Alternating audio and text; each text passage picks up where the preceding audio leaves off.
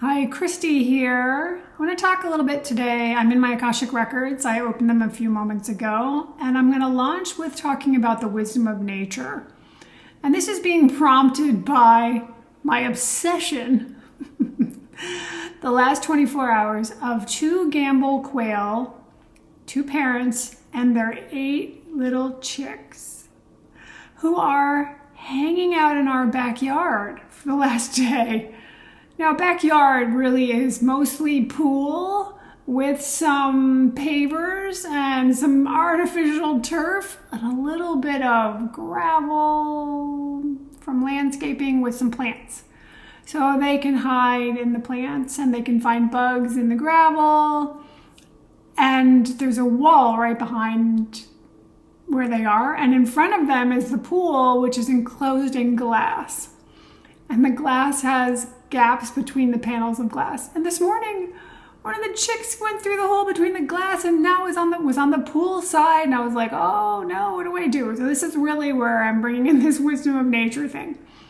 Because yesterday I was like, are they trapped? Do they need to get out? The chicks can't get up the wall. Do I need to open the gate? And then I saw javelina, which is a big critter. Looks like a pig or a boar. It's in the peccary family. Like, well, if I leave the gate open, we can end up with one of those in our backyard. I don't think I want to do that. And do they have enough water? Like I said, I've been a little obsessed. And the chicks are so little. They're so cute. They're so fluffy. They must just be a couple days old. I can't tell you how much fun I'm having. But I'm reminding myself that these birds know what they're doing. They're not obviously distressed. I'm probably more distressed than they are. They have instinct. Like, that was their instinct to go back in the backyard. One of the drama things yesterday was a ground squirrel, which looks like a chipmunk. It's got stripes, and it looks like what I would call a chipmunk, but it's a ground squirrel. Was like chasing, like bombarding, heading towards the chicks. And I look it up, and sure enough, they're omnivores. They will eat baby quail, eggs on baby quail. No, I didn't intervene.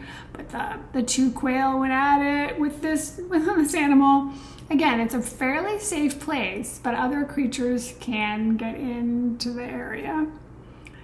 But the wisdom of nature, like when to rest, they disappear. And I'm like, where did they go? And they're behind a bunch of big grass that's planted. It's landscaping, but it's like this big clump of grass. I lost them for a while because they were all back behind the grass. Very smart. They know when to rest. They know when to eat. These little chicks, it's not like they get fed like robins, like a worm. No, they're pecking along the ground. They're looking for insects. I guess the first few days after they hatch, they need a lot of insects. Other animals know when to play. The other thing about nature is it's non-linear. You don't see straight lines in nature. Generally speaking, you see curves, you see sort of a natural looking shape. And we're the ones that want to confine the world to our predefined, let's make it just the way we want it. The other thing about nature that is instructive is it's adaptive. It's constantly adjusting, and well, there's a whole evolution part too of like adapting to environmental changes and so on. But there's also the way in which they find new solutions and don't stick with what's old just because it's how it's always been done. We humans could learn so much from all of these things. We're really gotten pretty good at, I shouldn't say good, skilled, some of us, at overriding like our body's signals, for example. When to rest, when to eat, when to drink, when to sleep, when to do anything for that matter. Our brains, they're these wonderfully evolved things that are not always so helpful for us. So let me see if there's anything else in here from the Akashic Records perspective that they want me to bring forward. Interesting. Okay, so they're talking about how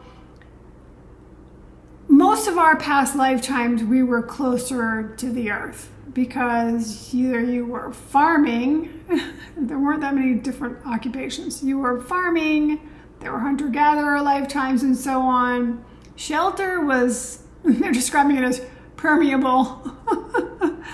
Critters could get in, weather could get in, cold could get in, heat could get, I mean, it was precarious. And so there was a different kind of rhythm we had. We can be more, sort of isolated from what's going on, unless it gets severe enough. We can sort of forget that we're in a place where it wasn't so easy just a few lifetimes ago. And the creatures and the calamities of all sorts, a branch falls on your shelter, and if it's a flimsy shelter, you're done. So in a way, we've sort of outgrown our certain vulnerabilities, and in other ways, we become more vulnerable, they're saying, because we're less in tune with ourselves, less in tune with nature, less in tune with each other in certain ways.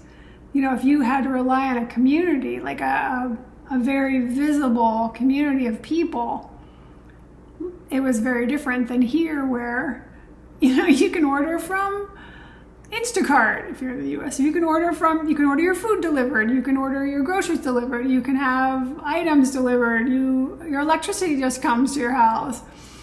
So there's a way in which we become sort of inoculated or insulated from what's out there and what goes on. All right, I'd love to hear in the comments below your thoughts on how we've become a little sheltered, shall we say, and how it feels for you to be out in nature. Do you feel more alive? Do you feel more attuned? Do you feel more awake? I know I do. I love, love, love to be outside in nature. All right, I look forward to seeing you in the next video. And in the meantime, please, go be brilliant.